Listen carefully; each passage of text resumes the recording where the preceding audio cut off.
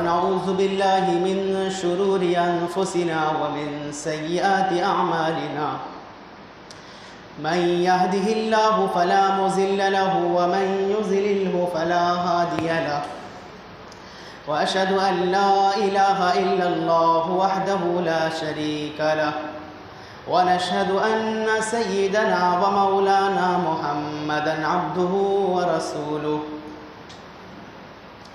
أما بعد فأعوذ بالله من الشيطان الرجيم بسم الله الرحمن الرحيم النار يعرضون عليها غدوا وعشيا صدق الله مولانا العظيم وصدق رسوله النبي الكريم ونحن على ذلك لمن الشاهدين والشاكرين والحمد لله رب العالمين.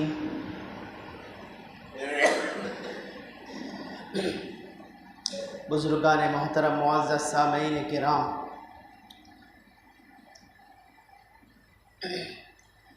اللہ تبارک و تعالی قرآن پاک میں ارشاد فرماتے ہیں النار یعرضون علیہا غدوا وعشیا.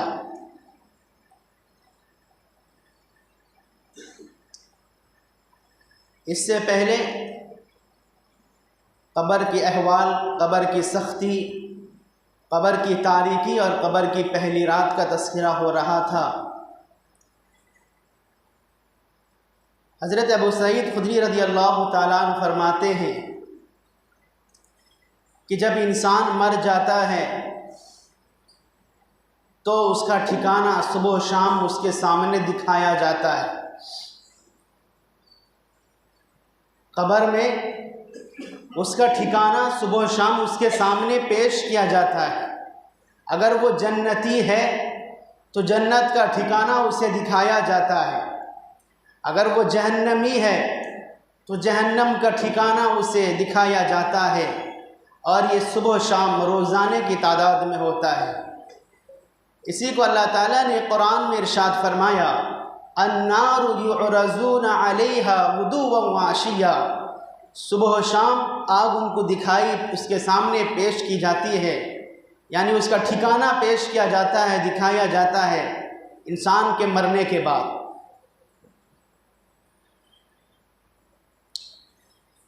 ایک صحابی رضی اللہ تعالیٰ عنہ فرماتے ہیں کہ نبی پاک صلی اللہ علیہ وسلم ہمارے درمیان میں ایک مرتبہ تشریف لائے تو ہم کھلکھلا کر ہنس رہے تھے، ہماری دانت نظر آ رہی تھی باہر کو.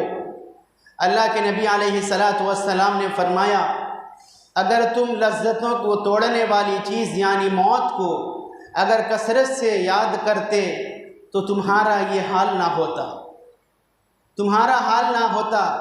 تم کھلکھلا کر نہ ہنستے اگر تم کو لذتوں کو توڑنے والی چیز موت کا تذکرہ تمہیں یاد ہوتا. آپ نے فرمایا کہ لہٰذا لذتوں کو توڑنے والی چیز موت کو کثرت سے یاد کرو. اور فرمایا کہ قبر روزانہ یہ پکارتی ہے کہ میں اندھیرے کا گھر ہوں، میں کیڑے مکوڑوں کا گھر ہوں، میں تنہائی کا گھر ہوں، میں سانپ بچھوؤں کا گھر ہوں، میں کیڑے مکوڑوں کا گھر ہوں. قبر روزانہ پکارتی ہے. اللہ تعالی ہم سب کو قبر کی تیاری کی توفیق عطا فرمائے. نبی پاک صلی اللہ علیہ وسلم نے بے شمار احادیث مبارکہ میں قبر کی سختی کو بیان فرمایا اور اس میں مسلط ہونے والے سانپ کا تذکرہ کیا، اس میں ہونے والے بچھوؤں کا تذکرہ کیا. اللہ کے نبی علیہ السلام، بخاری کی روایت ہے، آپ نے خاص موقعوں پر عذابوں کا ذکر فرمایا. آپ نے فرمایا کہ میں ایک مرتبہ سویا ہوا تھا، خواب میں 2 فرشتے آئے اور آ کر مجھے اٹھا کر لے کے چلے. اور لے کر ارض مقدسہ مقدس زمین کی طرف لے کر چلے۔ تو جب لے کر چلے ہیں تو ہمارا گزر ایک ایسے شخص سے ہوا، ایک ایسے شخص پر ہوا کہ کچھ فرشتے اس کے کلے کو چیر رہے تھے، یہاں سے چیر کر اس کے گدی تک لے کر آ جا رہے تھے، پھاڑ رہے تھے۔ جب ادھر کا پھاڑنا ہو جاتا تو اس طرف سے چیرنا شروع کرتے، پھر یہاں گدی پیچھے تک لے کر آ جاتے۔ ابھی دوسرا چیرنا ہوتا ہے کہ یہ پہلا ٹھیک ہو جاتا ہے، اور پہلا دوسرا، اور دوسرا چیرنا ختم ہوتا ہے کہ پہلا ٹھیک ہو جاتا ہے۔ اللہ کے نبی علیہ السلام نے پوچھا کہ یہ کیا ماجرا ہے؟ تو وہ دو فرشتے فرماتے ہیں آگے چلیے۔ تو اس طریقے پر اس کے ساتھ میں یہی حالات ہوتا رہا، ایک طرف کا چیرا جا رہا ہے، دوسرے طرف کا ٹھیک ہو جا رہا ہے، پھر جب دوسرے طرف کا کلہ چیر رہے ہیں تو دوسرے طرف کا اس طرف کا ٹھیک ہو جا رہا ہے۔ تو وہ دو فرشتے فرماتے ہیں کہ آگے چلو۔ اللہ کے نبی علیہ السلام آگے چلے، اور آگے چلنے کے بعد دیکھا کہ ایک شخص لیٹا ہوا ہے، اور ایک فرشتہ ایک بہت بڑا پتھر اٹھاتا ہے، پتھر اٹھا کر اس کے سر میں مارتا ہے، اس کا سر پھوڑ دیتا ہے، اور وہ پتھر لڑکتا ہوا دور میں چلا جاتا ہے۔ پھر جب وہ فرشتہ اس پتھر کو اٹھا کر دوبارہ اسے مارنے کے لیے آتا ہے، تب تک وہ ٹھیک ہو جاتا ہے جیسا کہ پہلے تھا۔ تو اس طریقے پر اس کے ساتھ میں یہی سلوک اور یہی عذاب ہوتا رہتا ہے۔ فرمایا یہ کیا معاملہ ہے؟ اور فرشتے فرماتے ہیں آپ آگے چلیے۔ آگے چلتے ہیں تو آپ فرماتے ہیں کہ ہم ایک ایسے غار میں پہنچے جس غار کے اندر میں ایک آگ جل رہی تھی جو تنور نما تھی، جس میں ہم روٹیاں بناتے ہیں، دوسرے سامان بناتے ہیں۔ وہ نیچے سے تو کشادہ فراخ ہوتا ہے، لیکن اوپر سے اس کا منہ تنگ ہوتا ہے۔ وہ تنور کی طرح تھا، اس میں آگ جل رہے تھے، اس میں مرد عورت ننگے اس میں جل رہے تھے۔ اللہ کے نبی علیہ السلام نے پوچھا یہ کیا ہے؟ فرمایا آپ آگے چلیے۔ آگے چلے، آپ نے خون کا نہر دیکھا، اس میں اندر میں ایک شخص ہے جو باہر نکلنے کی کوشش کرتا ہے۔ باہر ایک شخص پتھر لیے کھڑا ہے، اور جب وہ کنارے آتا ہے اس نہر کے تو وہ پتھر زور سے مارتا ہے، وہ اندر کو چلا جاتا ہے۔ پھر وہ دوبارہ آنے کی کوشش کرتا ہے باہر، پھر یہ اندر پتھر مارتا ہے، باہر والا شخص وہ اندر چلے جاتا ہے۔ اللہ کے نبی علیہ السلام نے پوچھا یہ کیا بات ہے؟ فرمایا آپ آگے چلیے۔ اب آگے چلے، آپ نے دیکھا ایک سرسبز باغ ہے، اور اس میں ایک بڑا درخت ہے، اور اس میں ایک بوڑھا آدمی اس کے ساتھ میں بچے بیٹھے ہوئے ہیں، اور اس کے قریب میں ایک شخص ہے جو آگ کو دہکا رہا ہے۔ آپ نے فرمایا یہ کیا ہے؟ فرمایا کہ آگے چلیے۔ اللہ کے نبی کو آگے لے کر گئے، اور درخت میں چڑھا کر آپ کو ایک گھر دکھایا گیا۔ آپ نے فرمایا کہ ایسا گھر میں نے اس کے پہلے کبھی نہ دیکھا۔ پھر اس کے بعد آپ کو ایک دوسرا گھر دکھایا گیا جو کہ بہت ہی عمدہ، بہت ہی شاندار تھا۔ اللہ کے نبی علیہ السلام نے فرمایا کہ آخر بتلا دو کیا معاملہ ہے، اتنا ماجرا کیا ہے، یہ کس بنیاد پر ہو رہا ہے؟ اللہ کے نبی علیہ السلام سے ایک ایک کا تذکرہ کیا جا رہا ہے۔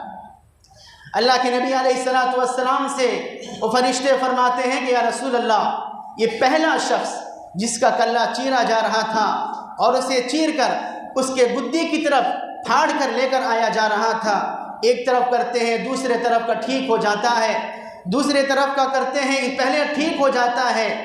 اللہ کے نبی علیہ السلام سے فرمایا یہ وہ شخص تھا جو لوگوں میں جھوٹی بات پھیلایا کرتا تھا۔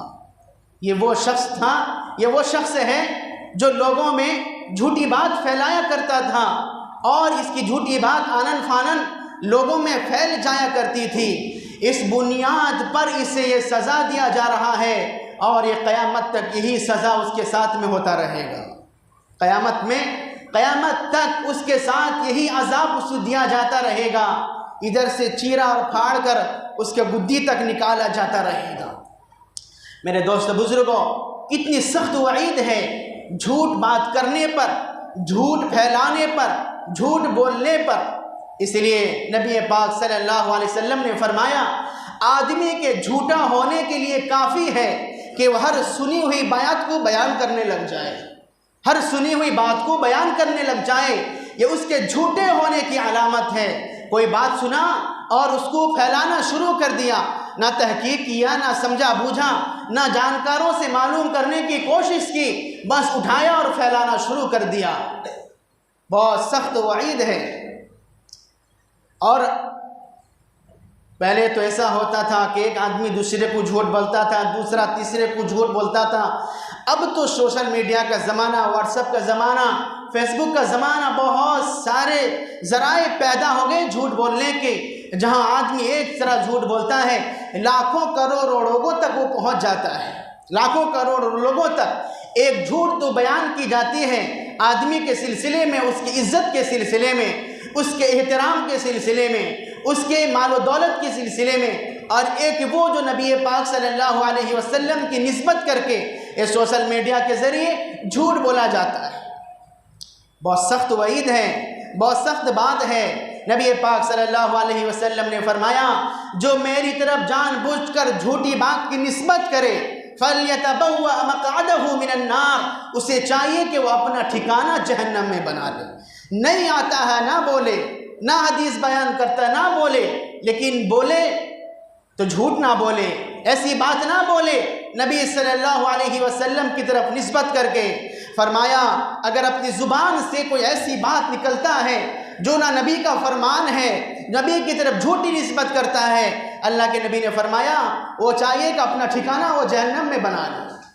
کتنی ہمت اور جرأت کے ساتھ وہ میری بات کو، لوگوں کی طرف جھوٹی بات کو پھیلا رہا ہے۔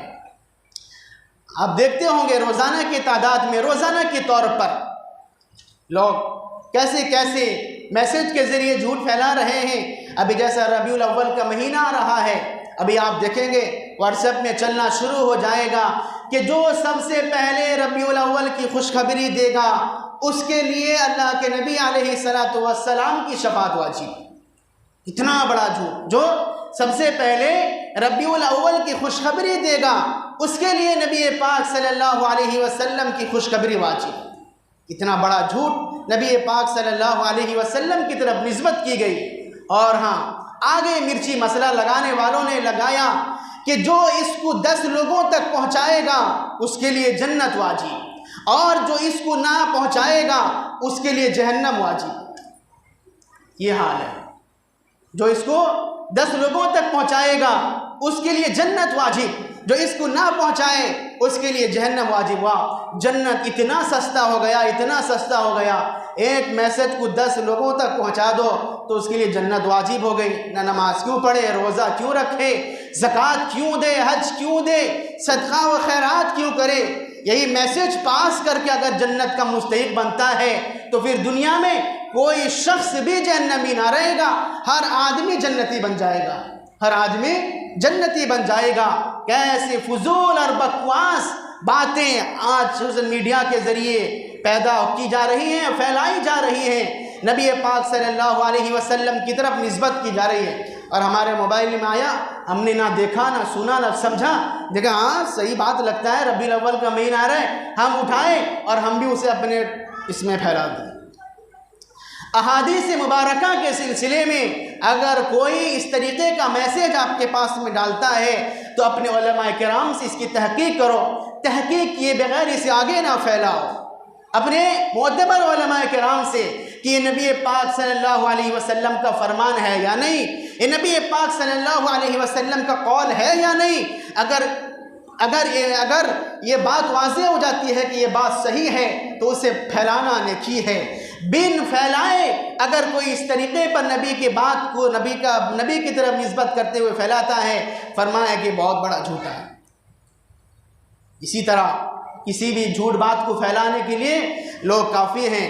مثال کے طور پر کسی نے دیکھا کہ اس شخص کا یہ بہت بیمار ہے، تو اس نے دوسرے کو جا کر کہا کہ میں وہ گیا تھا اس کے گھر میں اور وہ بہت بیمار ہے، تو دوسرے نے تیسرے کو کہا کہ وہ گیا تھا، دیکھا وہ بہت بیمار ہے، چوتھے نے آگے بات پھیلائی کہ سننے ملا کہ وہ بہت سیریس ہے، پانچویں نے آگے خبر پھیلائی کہ سننے ملا کہ وہ ہسپتال میں ہے، اور چھٹے نے آگے خبر پہنچائی سننے ملا کہ وہ نزا کی حالت میں ہے۔